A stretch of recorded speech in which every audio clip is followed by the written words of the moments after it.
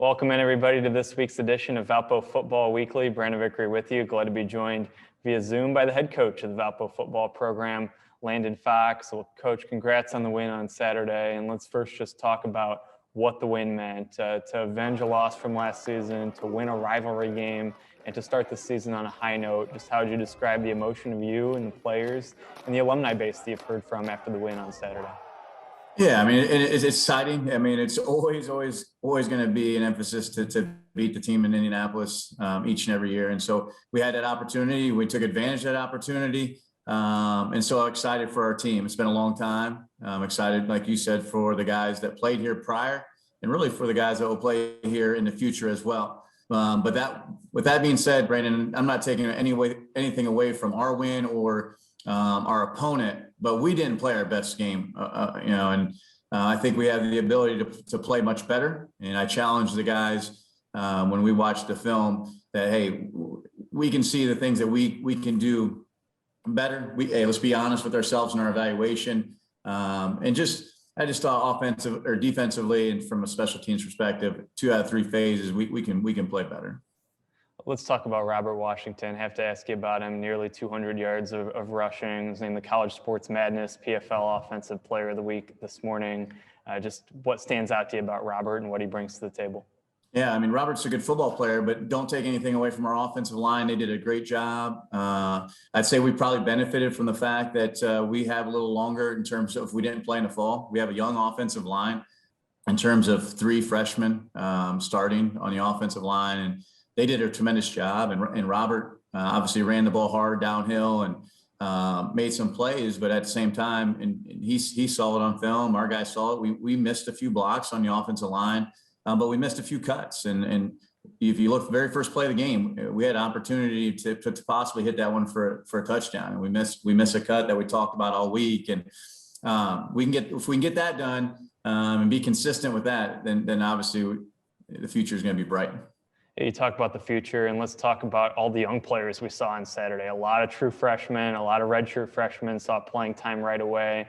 What stood out to you about that group? Maybe who stood out to you in that group and the way they played on Saturday? The thing that I liked about the freshmen was just their poise, right? You're getting into a rivalry game. You haven't played for 450 days, and just their poise that they went out there. Hey, I'm on a big stage. I'm playing Division I football, but their ability just to take in the moment and do what they were coached to do. Keon Turner comes in, at corner and very poised and did the things that we asked him to do in practice. He plays multiple positions for a freshman on defense. If you watch him, he's kind of in a number of spots, but had the big fumble recovery and pass breakup and played well. Anthony Sharoni comes up with a big pick, another freshman. And then, like I talked about, the freshman on the offensive line.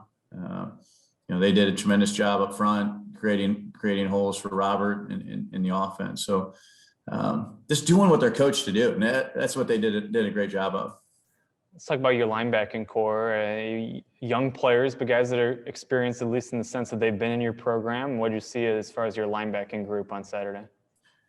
Yeah, that's the one group, that were out there a decent amount of time. We were able to rotate a lot of players. That's just a philosophy of our program, and we use it within the program to get guys excited to practice and compete because they know they're going to get opportunities on the field, but it's also in recruiting, right? Hey, I get a chance to go to Valparaiso and if I can prepare myself to play that week and, or throughout practice and that week, and I'm prepared that, hey, you're going to get in the game. But that is the one position of linebacker that those guys, they had to tough it out. And Jackson Pfeiffer played a very good game.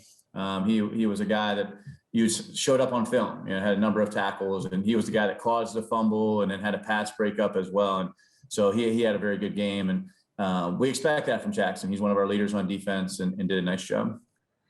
Let's look ahead. Drake coming in this week. It's been a long, long time since the Valpo football program has beaten Drake.